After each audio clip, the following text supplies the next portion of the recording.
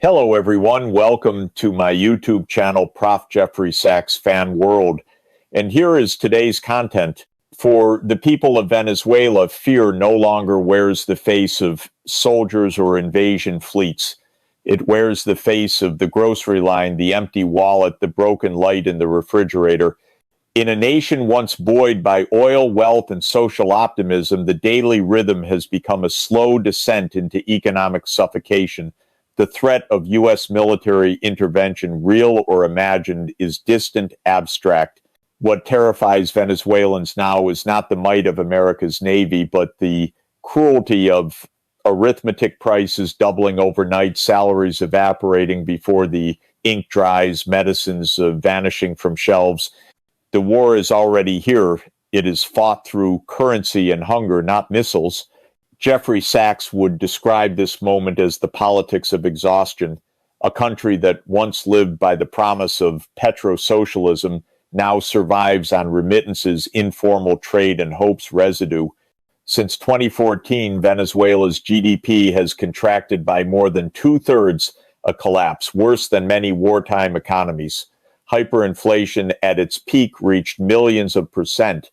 A society that once exported fuel now imports food, medicine, and stability. Inside Venezuela, fear has evolved. The first stage was political fear, fear of repression, of surveillance, of imprisonment. The second stage was existential fear of hunger, illness, exile. Today's fear is metaphysical, the fear that collapse is permanent, that history itself has abandoned the nation. When children grow up believing the price of bread can change 3 times a day, they lose not only purchasing power, but the very notion of stability. Inflation becomes a philosophy of despair.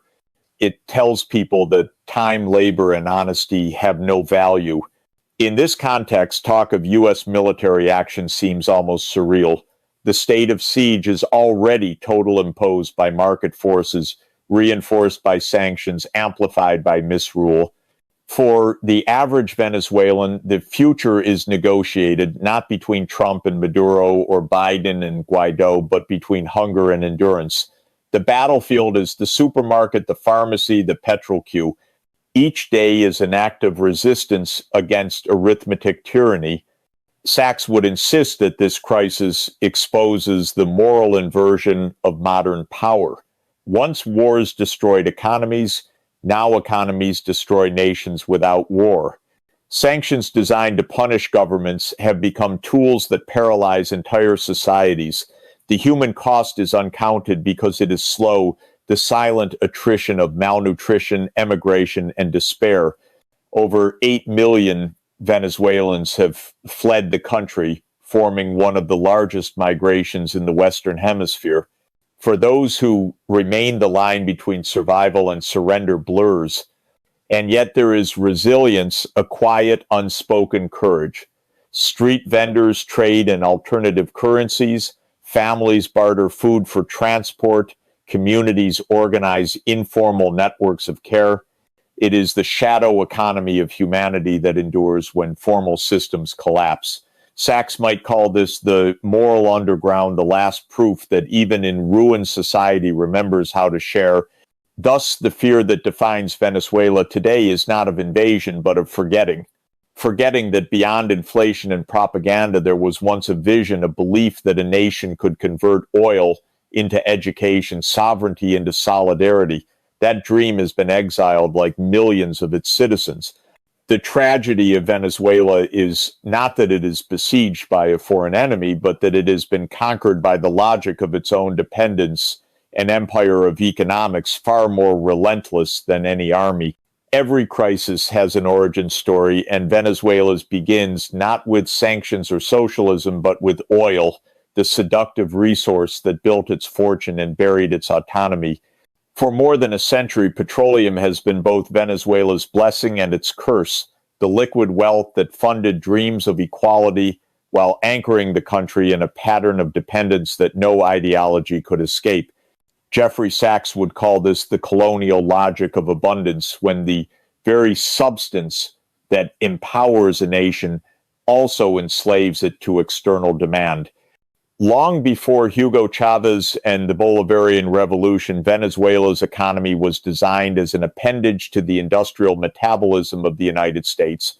In the early 20th century, U.S. oil majors, Standard Oil, Shell, and later ExxonMobil built refineries, pipelines, and ports that oriented the entire economy northward. Even after nationalization in the 1,970 seconds, the structures of dependence remained intact. The refineries were calibrated for U.S. specifications, the contracts denominated in dollars, and the markets centered in Houston and the Gulf of Mexico. Caracas may have reclaimed ownership of its oil, but not of its destiny. The result was a paradox: sovereignty without self-sufficiency.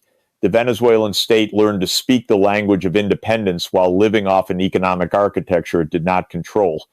PDVSA, the national oil company, became a fiscal umbilical cord connecting Caracas to Washington's consumption habits. Oil exports financed everything from schools and hospitals to subsidies and patronage networks. For Sachs, this moment recalls the closing chapters of empires, not those of military defeat, but of moral exhaustion. Rome fell not when its armies weakened, but when its citizens ceased to believe in the Republic. The British Empire collapsed not from poverty, but from the weariness of ruling without purpose. The United States, still immensely powerful, faces the same danger, not conquest, but decay. The shutdown is a symptom of a deeper entropy, the transformation of democracy from a moral project into a procedural ritual. What makes this decline so insidious is that it feels ordinary. The news cycle normalizes dysfunction, markets adapt, voters adjust expectations downward, crisis becomes habit. In such a system, reform becomes impossible because no one believes reform is possible. This is the quiet death of governance, not through revolution or coup, but through fatigue and forgetfulness. From the Kremlin's perspective, Venezuela offers three distinct advantages. First, it provides symbolic defiance proof that Washington's sanctions can be circumvented and that Moscow remains capable of projecting influence in the U.S. sphere of dominance. Second, it offers economic dividends, long-term stakes in some of the world's largest proven oil reserves, repayable not in volatile cash, but in barrels of heavy crude. Third, it establishes a strategic footprint that mirrors NATO's own encroachments eastward. Just as NATO pushes toward Russia's borders, Russia places its flag discreetly but unmistakably in America's backyard. This alignment operates through what Sachs might call geopolitical arbitrage, converting another nation's crisis into your own strategic liquidity. Russia does not need Venezuela to prosper. It needs Venezuela to endure barely. A Venezuela that collapses is worthless. A Venezuela that survives on Russian credit is priceless. Thus, Moscow keeps Caracas afloat with one hand and on a leash with the other. The military dimension reinforces the illusion of sovereignty. Occasional joint exercises, deliveries of S-300 missile systems, and security advisors stationed in Caracas give the impression of solidarity and deterrence. But the deeper function is psychological, to remind Washington that any intervention in Venezuela risks crossing Russia's shadow. For Putin, this is not about defending Maduro's ideology, but about defending Russia's right to intervene wherever the United States claims monopoly. Venezuela, in this sense, is a theater in the moral counterargument to U.S. hegemony. Economically, Russia's engagement has been cautious but cunning.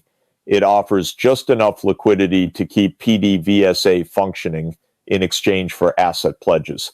Between 2016 and 2020, Rosneft acquired stakes in key oil fields, pipelines, and export terminals, even as U.S.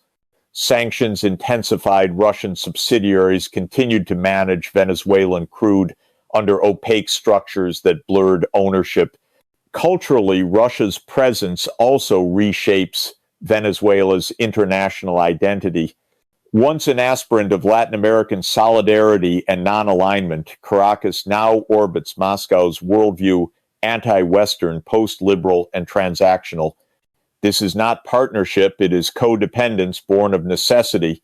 The ideological language of resistance masks a quiet surrender to Russian technical expertise and political patronage. From a global perspective, Sachs would frame this as part of a new pattern of power in the multipolar age, a world where empires no longer conquer through invasion, but through credit, logistics, and energy interdependence. The West uses sanctions, Russia uses supply chains. Both transform economics into instruments of coercion. In moral terms, the Russo-Venezuelan alliance represents a grim symmetry. Washington's sanctions suffocate, Moscow's loans sedate, one punishes, the other possesses. Between them, Venezuelans breathe only through the narrow airspace left by competing imperialisms. Sachs would warn that this is the tragic logic of 21st century geopolitics, a world where every rescue is a ransom and every alliance conceals a debt. In essence, Russia's strategy is less about saving Venezuela than about owning its endurance. It is empire by attrition, low cost, high yield, endlessly renewable through despair. Venezuela survives, but not freely. Moscow wins not through conquest, but through patience. And in the long arc of history, that patience may prove more imperial than any invasion. If Russia treats Venezuela as a pawn in a chess game with Washington, China regards it as a long-term investment portfolio, a node in a grander experiment to reorder the global economy around Beijing's industrial and financial orbit. Where Moscow offers protection through oil and arms, Beijing offers development wrapped in debt, a subtler, quieter form of control that transforms crisis into dependency through infrastructure, credit, and data. Jeffrey Sachs would describe this as the geopolitics of construction, an empire built not by soldiers, but by engineers, bankers, and algorithms. Since the early 2000s, China has lent Venezuela more than $60 billion, making it one of Beijing's largest overseas borrowers. These loans are not denominated in ideology, but in oil barrels. Under the loans for oil model, Venezuela ships crude directly to China to repay credit extended by the China Development Bank and the Export-Import Bank of China. This arrangement was hailed by Caracas as an alternative to the Western-dominated IMF system, yet it created a new dependence, a form of barter colonialism, where the nation's future production was mortgaged decades in advance. Sachs would call this resource monetization without development liquidity today in exchange for sovereignty tomorrow. The Chinese approach to Venezuela extends beyond money.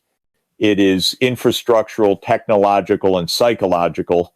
Through Huawei, ZTE, and state-owned construction giants, China has woven itself into the nervous system of Venezuela's modernization projects, digital communications, surveillance networks, and even social welfare programs.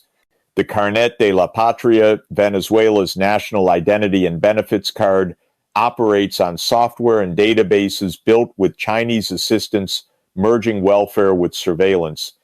It is the technological expression of what Sachs calls authoritarian modernization development as discipline. From Beijing's perspective, Venezuela offers several strategic dividends. First, it secures energy access outside the volatile Middle East, a critical diversification of supply for the world's largest oil importer. Second, it provides diplomatic alignment, a reliable vote at the United Nations, and a loud voice in Latin America to counter U.S. narratives. Third, it allows China to test its financial architecture beyond the dollar payments in yuan barter transactions and state-to-state settlements insulated from Western sanctions. Venezuela thus becomes both a beneficiary and a laboratory for China's emerging post-dollar order.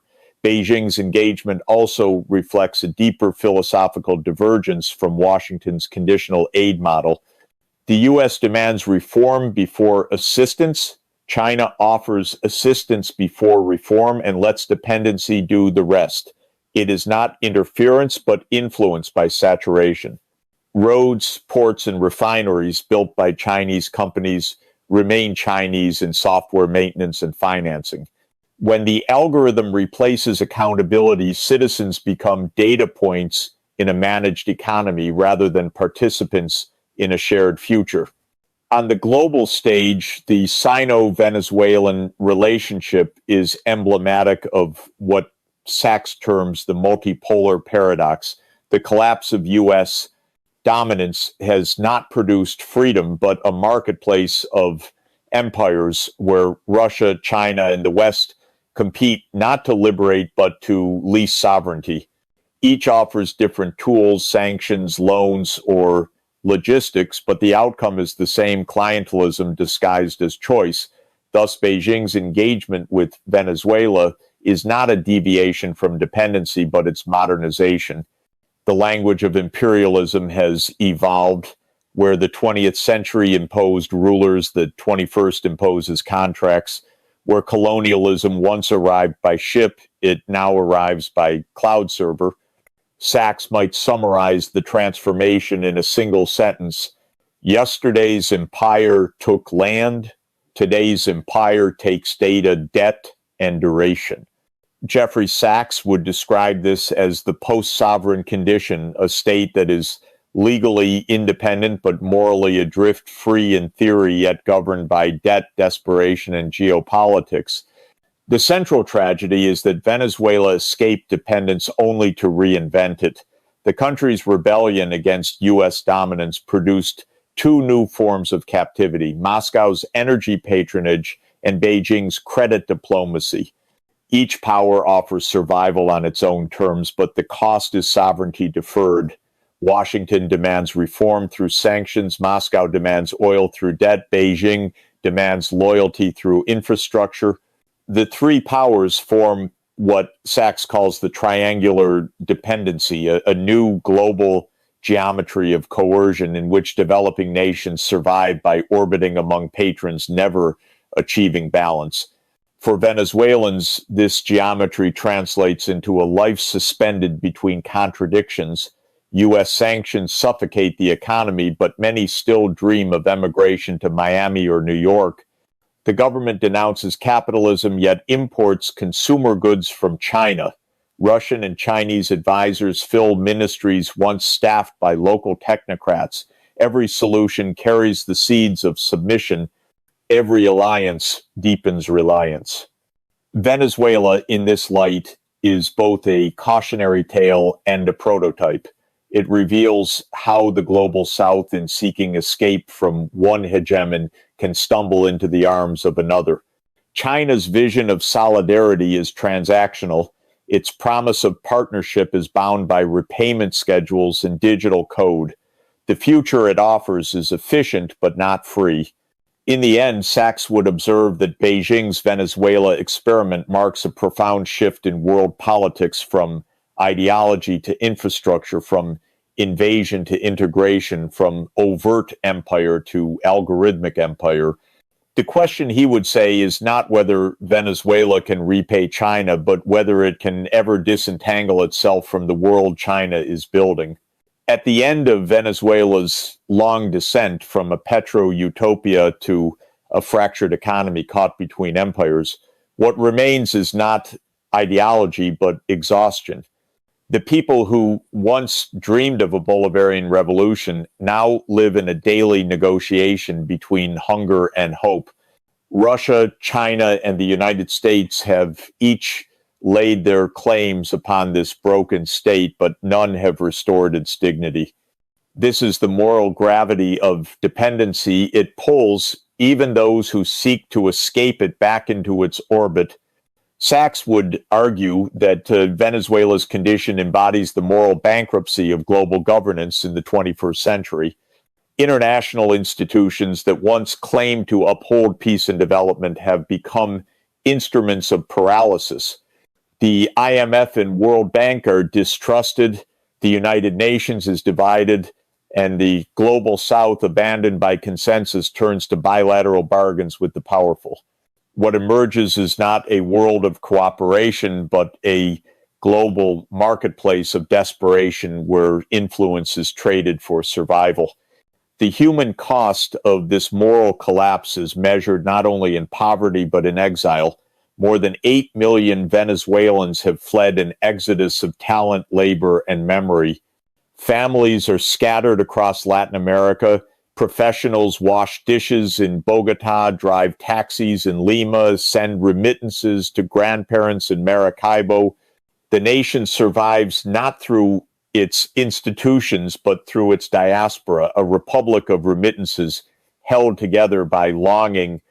Sachs would see in this diaspora the irony of globalization. The poor move freely, where capital once did, carrying the burden of adjustment that states refused to bear.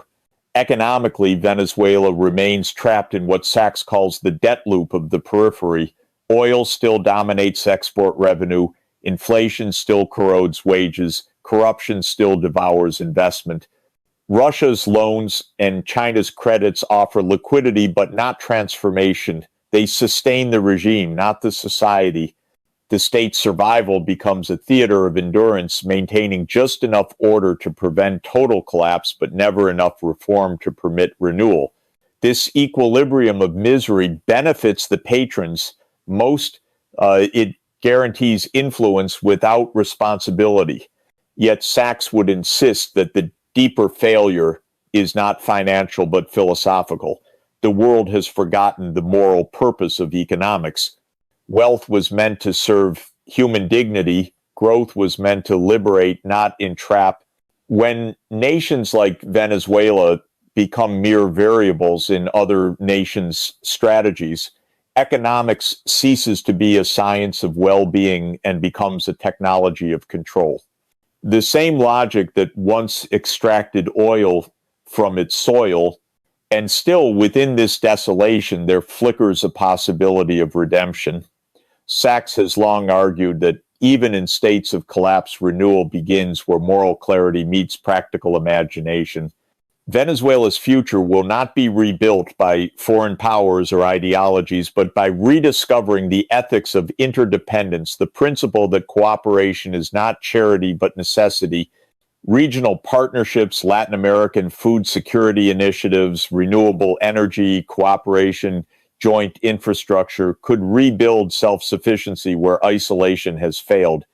A humanitarian truce that separates economic survival from political conflict could allow the nation to breathe again.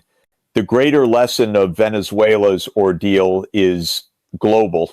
It reveals that in the 21st century, sovereignty without stability is an illusion. Political flags mean little if food depends on foreign ships and power depends on external creditors. Sachs might frame it this way: a nation that cannot guarantee bread to its people is not sovereign, it is managed. A world that confuses management with freedom is not civilized, it is exhausted. In the closing cadence of his analysis, Sachs would remind us that the story of Venezuela is not an anomaly, but a preview. The next generation of global crises, from Africa's debt traps to South Asia's energy shortages, will unfold along the same moral fault lines: dependence disguised as development, power disguised as partnership. The task ahead is not to choose between empires, but to build a moral economy beyond empire itself. The test of civilization, Sachs might conclude, is not how nations command power, but how they sustain life. When survival becomes a privilege rather than a right, the empire of humanity has already begun to fall. Thus ends the Venezuelan chapter, not with conquest, but with caution. A mirror held up to the modern world, it shows what happens when economics replaces ethics and when nations mistake endurance for freedom.